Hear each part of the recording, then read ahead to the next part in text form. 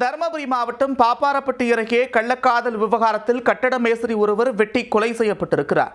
கொலை செய்துவிட்டு அரிவாளுடன் கொலையாளி போலீசில் சரணடைந்ததன் பின்னணி என்ன?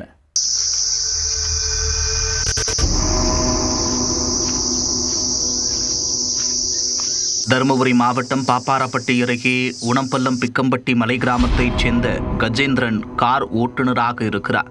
இவருக்கு மனைவி மற்றும் 2 பெண் குழந்தைகள் உள்ளன. அகுதியைச் சேர்ந்தவர் நஞ்சப்பன். இவரது மனைவி கருத்து வேறுபாடு காரணமாக பிரிந்து சென்று தனது 2 மகன்களுடன் வாழ்ந்து வருகிறார்.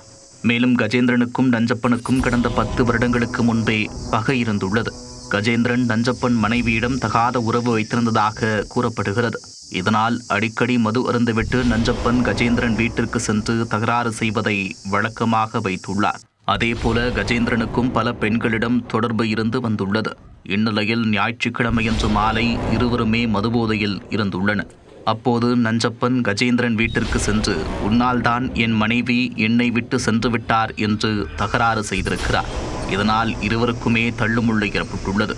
அப்போது ஆத்திரமடைந்த கஜேந்திரன் வீட்டில் வைத்திருந்த அரிவாளை எடுத்து நஞ்சப்பன் தலையில் 3 இடத்தில் பலமாக வெட்டியுள்ளார். இதில் நஞ்சப்பன் சம்பவ இடத்திலேயே உயிரிழந்து விட்டார்.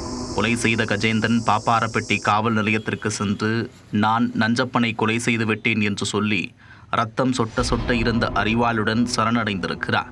பெண்ணாகரம் காவல் துணை கண்காணிப்பாளர் மற்றும் பாப்பாரப்பட்டி காவல்துறையினர் இரத்த வெள்ளத்தில் கிடந்த நஞ்சப்பன் உடலை மீட்டு தருமபுரி அரசு மருத்துவமனைக்கு அனுப்பி வைத்தனர்.